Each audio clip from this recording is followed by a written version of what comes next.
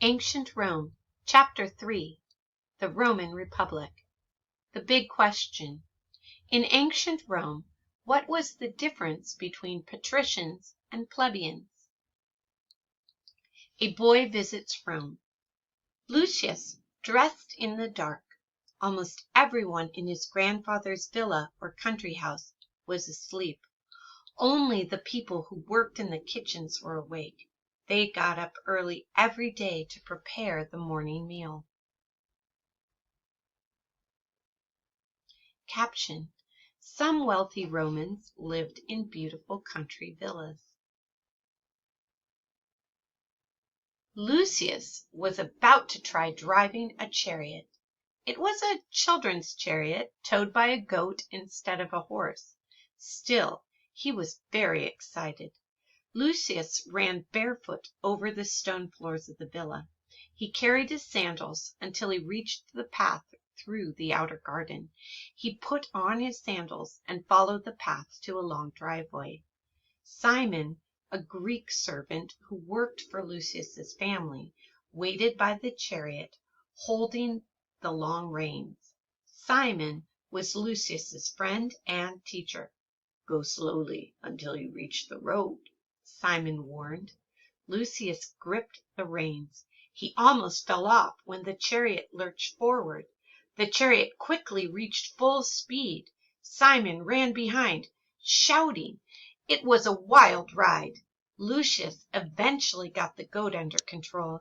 He was able to guide the chariot in a large circle back to the villa. There he saw Simon looking embarrassed. He also saw his father, looking angry. Lucius's family. Vocabulary box. Chariot. Noun. A carriage with two wheels that was pulled by horses or other animals. "Your mother better not hear of this, boy," said Lucius's father. "Simon, take this goat back to the field. Lucius, go inside and find a warm cape. We go to Rome today."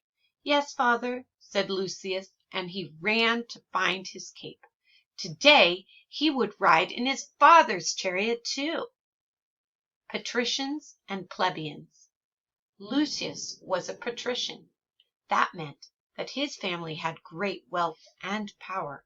His grandfather was a Roman senator. His father was an army commander who had led a legion of 5,000 to 6,000 soldiers. The family villa was surrounded by a large farm. Hundreds of enslaved people worked on this farm, making olive oil and wine. Lucius's family sold the oil and wine in nearby Rome. Only a very few Roman families were patricians. These families were very powerful. They controlled the government and the army. What about ordinary Roman citizens? These people were called plebeians. Most plebeians were poor working men and women. Vocabulary box. Patrician. Noun. A member of ancient Rome's highest social class. A wealthy landowner in ancient Rome. Senator. Noun. A member of the Senate, the patrician lawmaking group in ancient Rome. Citizen. Noun. A person who belongs to a country and has protections under that country's laws. Plebeian. Noun.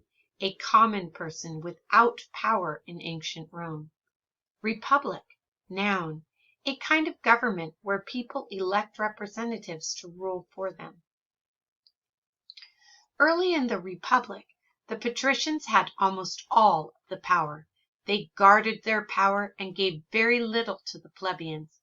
The plebeians could make some laws in their assembly, but the patrician Senate controlled the government.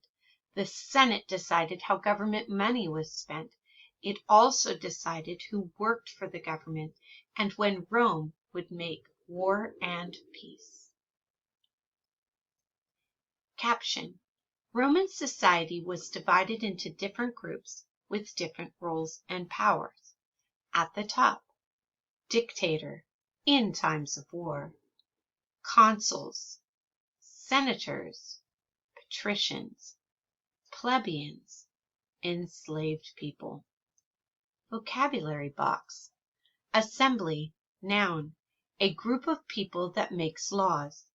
Senate, noun, the patrician lawmaking group in ancient Rome, the most powerful group in the Roman Republic. Each year, 2 patricians were elected to serve as consuls.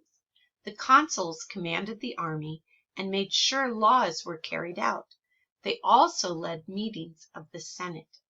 When Rome went to war, the consuls sometimes chose a dictator to lead the country.